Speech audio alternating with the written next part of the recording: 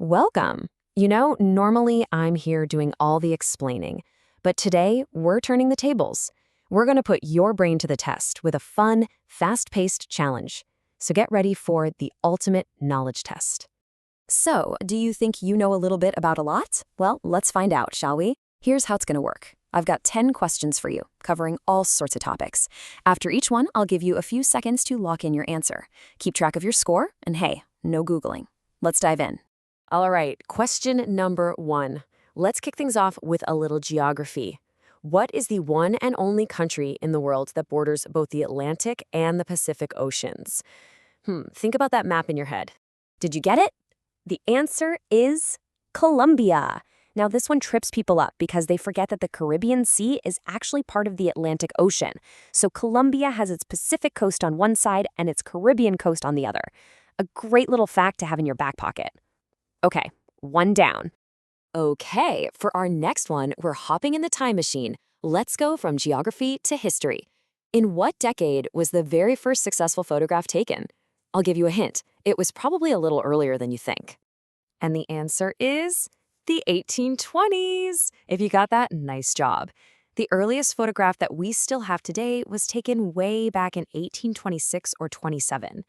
It's kind of wild to think that the camera technology we carry around in our pockets started almost 200 years ago.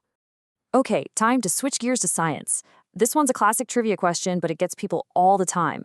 What is the most abundant, the most common element in the Earth's crust? Take a guess? Believe it or not, the answer is oxygen. I know, right? We all think of it as the gas we breathe, but it's actually locked up in all the rocks and minerals right under our feet. It makes up almost half, about 47% of the Earth's entire crust by weight. Just wow.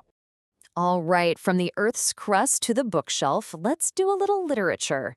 A really famous and influential book here. Who is the author of the dystopian novel Brave New World? That would be Aldous Huxley. And what's amazing is that he published this book way back in 1932. His vision of a future controlled by technology and social conditioning still feels pretty relevant today, doesn't it? Okay, question 5, we're talking tech. This is an acronym you hear all the time when you're talking about computers. What does the C stand for in CPU? The C stands for central. CPU is short for Central Processing Unit. It's basically the brain of the computer, doing all the heavy lifting and thinking. A simple one, but you gotta know it.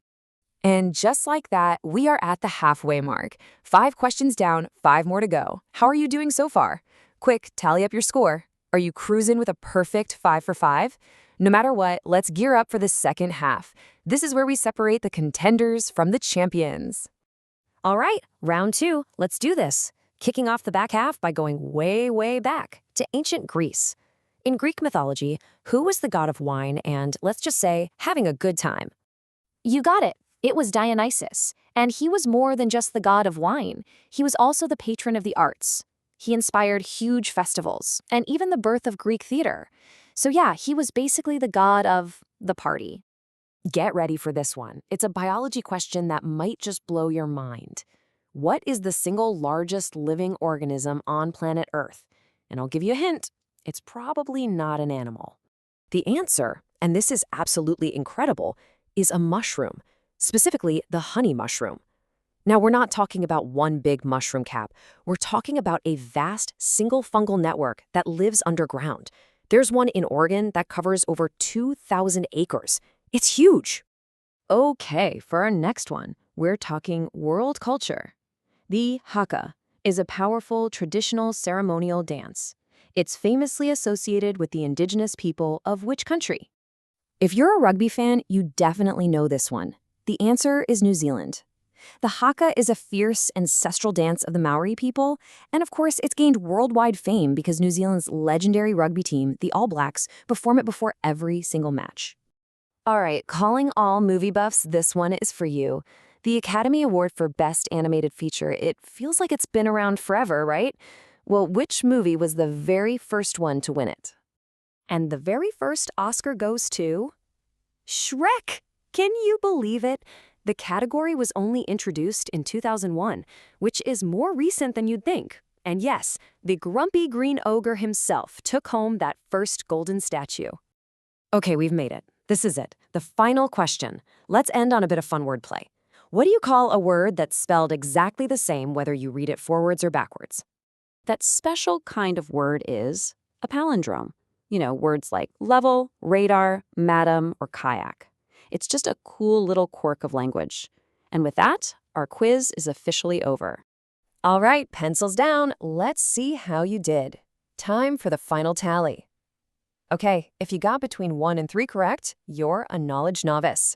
Your amazing journey of curiosity is just beginning. If you landed between 4 and 7, you're a curious seeker. You've got a fantastic base of knowledge.